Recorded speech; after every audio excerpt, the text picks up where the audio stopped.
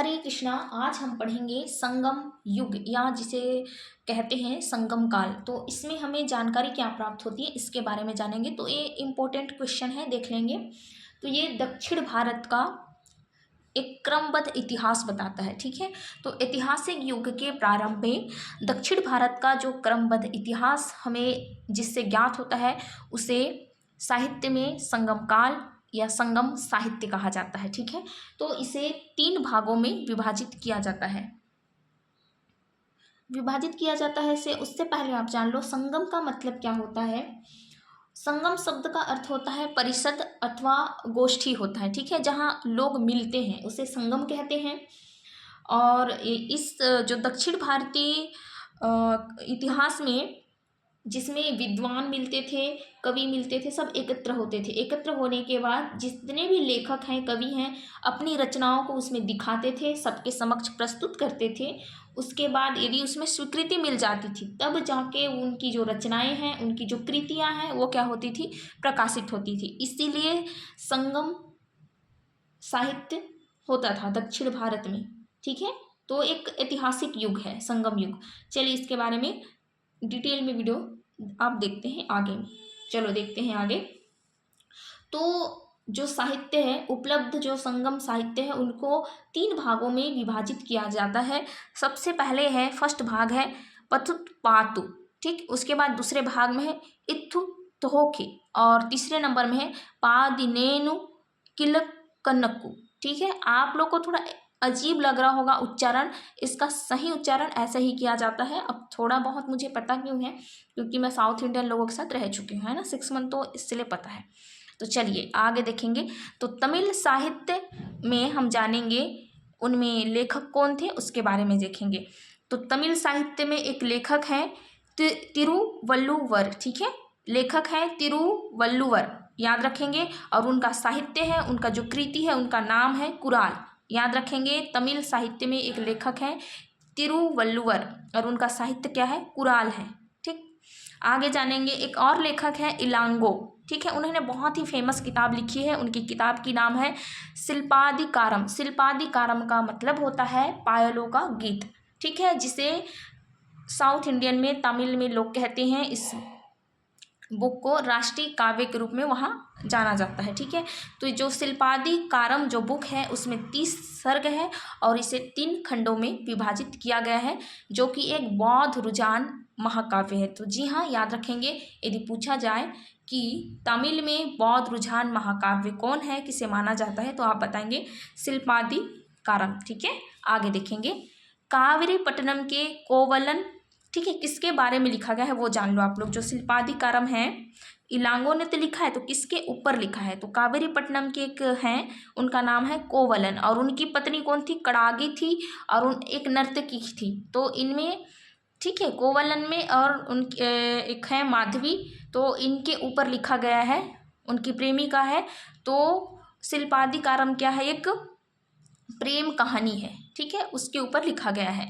समझ में आया इतना सा? तो चलो आगे देखेंगे। और एक और है लेखक हैं सितलैसनार, ठीक है। सितलैसनार हैं जिन्होंने लिखा है मणिमेक्कले लिखा है, ठीक है। उनकी किताब है मणिमेक्कले। इसमें भी 30 सर्ग हैं, लेकिन इसमें जैन प्रभाव दिखता है, ठीक है। और यदि पूछा जाए, ठीक है, मणिमेक्कले लिखने वाले कौन हैं, तो आप बताएंगे सितलैसनार, जो कि मदुरा के बौद्ध धर्म को मानने वाले थे, ठीक है। चलो आगे देखेंगे। तो मणिमेक्कले किसके ऊपर लिखा गया है, तो एक राजकुमार है उदय कुमारन, ठीक है, उदय कुमारन, और एक लड़की है मणिमेक्कले। मणिमेक्कले कौन थी, तो कोवलन और माधवी। कोवलन हम अभी देखे ना, कोवलन और माधवी, ये दोनों की जो पुत्री थी उनका नाम था मणिमेक्कले। तो इन दोनों की प्रेम कहानी के ऊपर में लिखा गया है मणिमेक्कले। तो लिखा कौन है, सितलैसनार है, ठीक है। तो याद रखेंगे। और एक है इसमें जीवक चिंतामणि करके भी है, उसमें जो लिखा गया है संगम काल में, वो भी बाद की रचना है वैसे, ठीक। तो आगे देखेंगे हम लोग।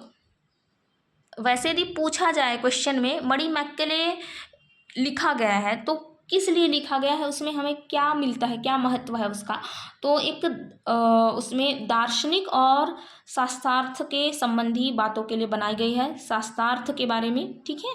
एक धार्मिक महत्व के लिए लिखा गया है, प्रेम कहानी होने के साथ साथ। चलो आगे देखेंगे। तो एक तमिल व्याकरण है, तमिल व्याकरण कौन सा है यदि पूछा जाए क्वेश्चन में, ठीक है, तमिल व्याकरण का नाम लिखिए, तो आप लोग लिखाएंगे तोल्काप्पियम, ठीक है, अध ल है, ये लिखते टाइम ऐसा हो गया था, तोल्काप्पियम, याद हो जाएगा, ठीक है। और एक लेखक है कबन, ठीक है, उन्होंने लिखा है इरामावतारम, ठीक है, ई रामावतारम लिखा है। तो क्या है ई रामावतारम, तो राम कथा के बारे में तमिल संस्करण है, ठीक है। यदि क्वेश्चन आए ई रामावतारम क्या है, किसने लिखी है, तो आप बताएंगे लेखक कबन ने लिखी है, और ये एक तमिल संस्करण है, राम कथा का तमिल संस्करण है जो कि प्रसिद्ध है, ठीक है। चलो आगे देखते हैं, संगम साहित्य के काव्य देखेंगे, ठीक है। तो जो संगम साहित्य के काव्य हैं उसको दो श्रेणियों में बांटा गया है। तो सबसे पहला श्रेणी है अक्कम काव्य, ठीक है, देखिए ये है अक्कम काव्य और दूसरा है पूरम काव्य। तो अक्कम काव्यों में क्या लिखा गया है, प्रेम प्रसंग, ठीक है, अक्कम काव्य में प्रेम प्रसंग लिखा गया है, और पूरम काव्य में क्या लिखा गया है, युद्ध के विषय हमें इसमें प्राप्त होते हैं, ठीक है। आई होप समझ गए हैं ना। संगम साहित्य के दो काव्य हैं, एक है अक्कम काव्य और दूसरा है पूरम काव्य। तो अक्कम काव्य में प्रेम प्रसंग के बारे में जानकारी मिलती है, और पूरम काव्य में हमें युद्ध से संबंधित बातों का प्रमाण प्राप्त होता है, ठीक है। आगे देखेंगे, जो संगम साहित्य है उसको और भागों में बांटा गया है। तो मैं देखो यहाँ से लाइन खींच के अलग कर दी हूँ। इसमें हमें 3 राजाओं के बारे में, 3 प्रांतों के बारे में पता चलता है, ठीक है, तमिल प्रदेश के, और 3 राज्य हैं। तो उनमें कौन कौन शासक थे उनके बारे में जानेंगे। तो चोल, चेर और पांड्य, ठीक है, आप पढ़ चुके हो इससे पहले। जो चोल थे उत्तर पूर्व की ओर उनका राजधानी था, उधर वे रहते थे, ठीक है, चोल लोग उत्तर पूर्व में रहते थे, समझ गए। आप अपने हिसाब से याद कर लेंगे, ऊ प चो, मैं तो ऐसे याद करी हूँ तो मेरे को याद हो गया। उत्तर पूर्व में चोल लोग रहते थे, और दक्षिण पश्चिम में चेर साम्राज्य था, और दक्षिण पूर्व में कौन थे, पांड्य साम्राज्य, ठीक है। तो इस तरह से हम लोग आगे देखते हैं इन्होंने क्या क्या किया है, उनमें फेमस राजा कौन थे, प्रसिद्ध क्यों थे, उनके बारे में देखेंगे। सबसे पहले चोल के बारे में जानते हैं, ठीक है। जो चोल थे वो उत्तर पूर्व में रहते थे, कहाँ पर रहते थे, पेन्नार में, और दक्षिणी वेल्लारू नदियों के बीच में स्थित थे, ठीक है। जो दक्षिण में वेल्लारू नदी है और पेन्नार नदी है उसके बीच में स्थित था इनका राज्य, ठीक है, चोल राज्य, समझ गए। अब देखेंगे इसका जो प्रतापी राजा था उसका नाम था करिकाल, याद रखेंगे यदि पूछा जाए चोल साम्राज्य में सबसे प्रतापी राजा कौन था, तो आप लोग लगाएंगे करिकाल, ठीक, समझ गए, करिकाल लगाएंगे। और ये ब्राह्मण मतनायु था, ठीक है, जो ब्राह्मणों को मानता था, ब्राह्मण लोगों को ये क्या किया था, एक सेकेंड, हाँ ठीक है। तो उन्होंने और एक काम किया था, जो ब्राह्मण धर्म है उसको राजकीय संरक्षण प्रदान किया था, ठीक है, ये भी आप लोग नोट कर लेंगे, मैं इसमें नोट नहीं करी हूँ। तो ये ब्राह्मण मतानुयायी था, और पंतिन पाले लिखा हुआ है, पतिन पाले, तो एक जीवन है, ठीक है, इनके बारे में लिखा गया है, करिकाल के बारे में, जीवन और उनके सैन्य अधिकरण के बारे में, ठीक है। तो उसके बारे में एक जीवनी है समझो लिखा गया है, तो वह है पतिन पाले, ठीक। आगे देखेंगे, और इसने 2 राज्य की मतलब 2 शहरों का निर्माण करवाया है, किसने, करिकाल ने। 2 राज्य कौन कौन से हैं, मतलब शहर कौन कौन से हैं, पुहार और कावेरी पत्तनम, ठीक है। तो उसने 2 शहर की स्थापना करी है, पुहार और कावेरी पत्तनम। तो कावेरी पत्तनम में बाद में अपनी राजधानी भी लेके गया था, ठीक है, प्रतापी राजा करिकाल। पहले उर्रुवेर था उसका जो राजधानी, बाद में कावेरी पत्तनम में अपनी राजधानी शिफ्ट कर दी थी, ठीक है। और उसने कावेरी नदी पर बांध बनाया, वहाँ पर नहर का निर्माण करवाया, कृषि कार्य का अच्छा काम करवाया, ठीक है, लोगों का मदद करा। चलो आगे देखेंगे, ठीक। और इसे सप्त स्वरों का विशेषज्ञ बताया गया है, किसे, करिकाल को सप्त स्वरों का विशेषज्ञ बताया है। और किसने कहा है इसे, तो पेरुनानुनु पादे ने कहा है, किसने कहा है, पेरुनानुनु पादे ने कहा है, सप्त स्वरों का विशेषज्ञ, उसे स्वर की अच्छी खासी जानकारी थी, ठीक है, नॉलेज थी। अब देखेंगे चोल राज्य में प्रमुख बंदरगाह कौन कौन थे।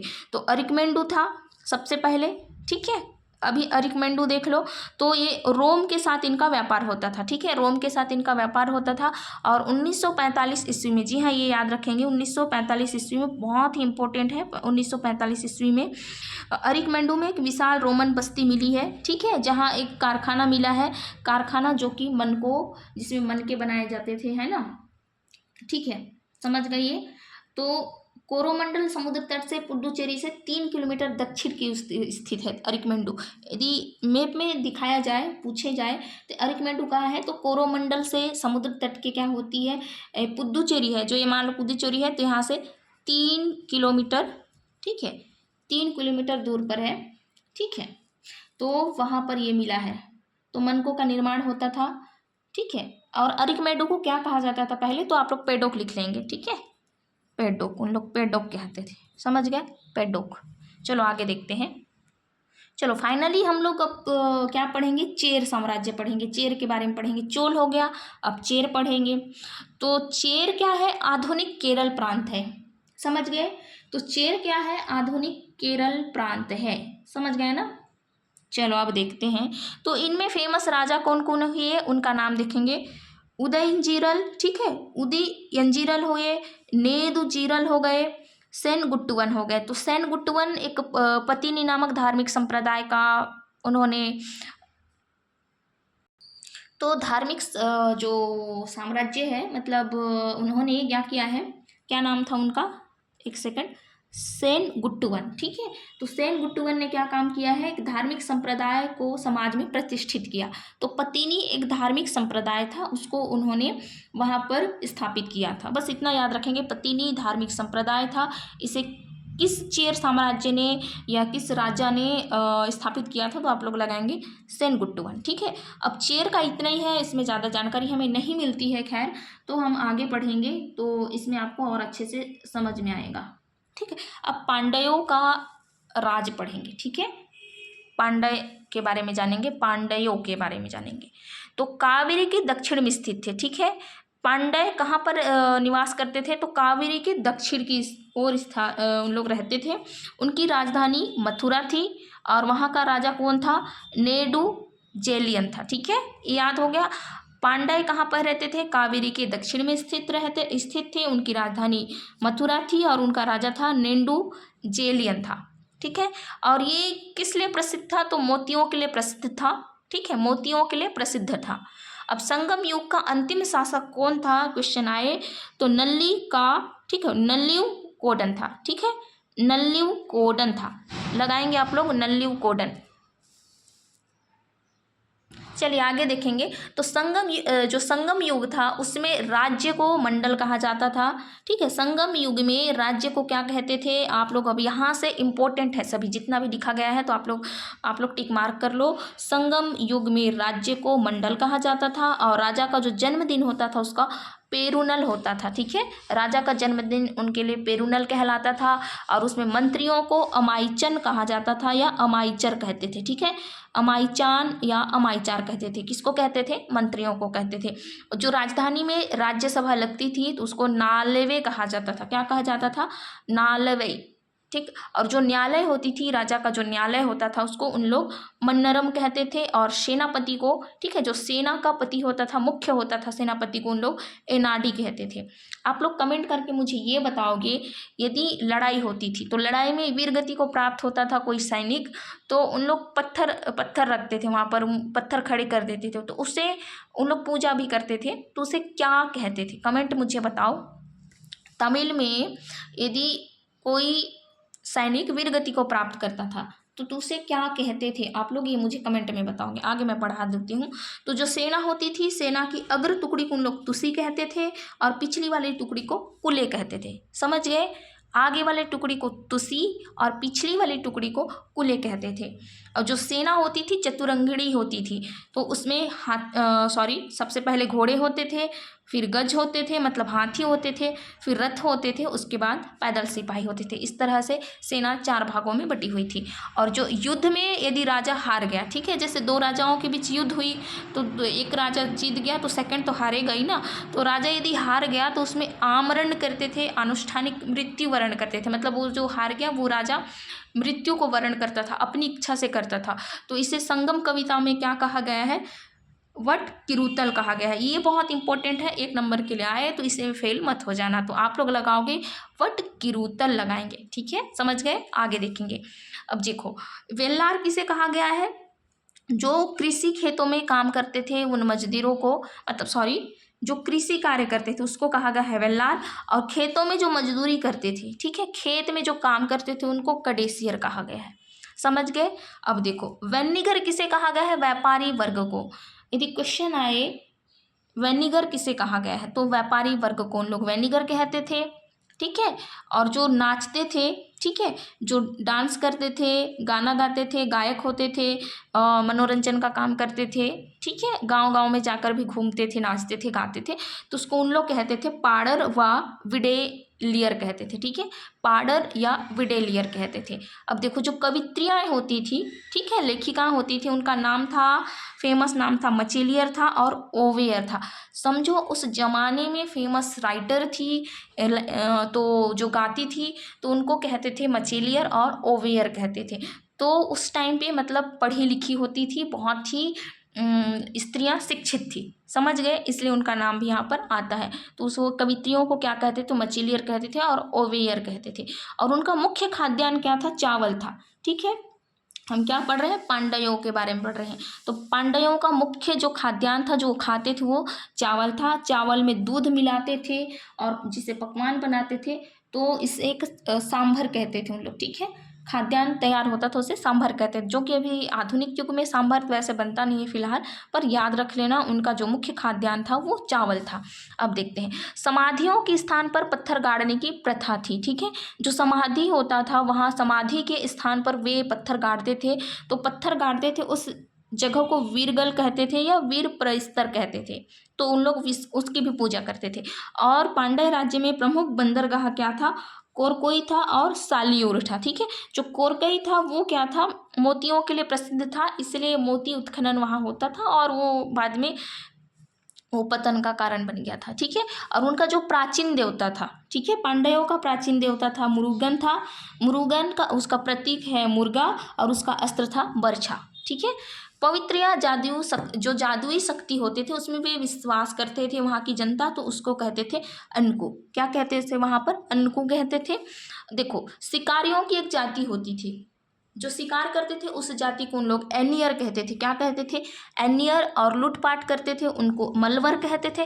खैर उस टाइम यदि लूटपाट होती थी तो या झूठ बोला जाता था, कर यदि वहाँ पर टैक्स नहीं जमा नहीं करते थे तो राजा उनको मृत्यु दंड भी देते थे, और जो झूठ कहते थे उसे उनकी जीभ काट दी जाती थी, ठीक है, आप ये नोट कर लेंगे। और साथ में जो भूमि होता था उसमें भूमि का जो कर होता था, तो अनाज और या तो फिर पैसा दिया जाता था, अदा किया जाता था, और जो उपज का 6वां भाग दिया जाता था, ठीक है। और कभी कभी इसको बढ़ाया जाता था, 1/4 से ज़्यादा भी बढ़ा देते थे, 6वां भाग दिया जाता था, बस ये आप लोग कर लेंगे, ठीक है। चलो, जो लूटपाट करती थी उन जाति को उन लोग मलवर कहते थे, शिकार करने वाली जाति को एनियर कहते थे, और जो ना चटाई बनाते थे, चारपाई बनाते थे, देखो ये मैं लिख दी हूँ, ठीक है, इसको कहते थे पुल्लियन, ठीक है, पुल्लियन कहते थे। तो इस तरह से आपको समझ में आ गया होगा अभी तक, है ना। तो चलिए आगे और क्या देखना है हमको, चलो ठीक है। पांड्यों का राज आप ये देख लो, थोड़ा सा स्क्रीनशॉट ले सकते हो, मैं पहले दिखा देती हूँ, है ना। ये समझ गए, ये दिख रहा हो, ठीक, देख लो क्या होता है, ठीक है, समझ गए। तो इस तरह से हम वीडियो यहाँ पर अंतिम करते हैं। हरे कृष्णा। और ऐसी ही वीडियो आपको चाहिए तो सिर्फ कमेंट कर दो, कुछ नहीं करना है, ठीक है। हरे कृष्णा, धन्यवाद सभी को।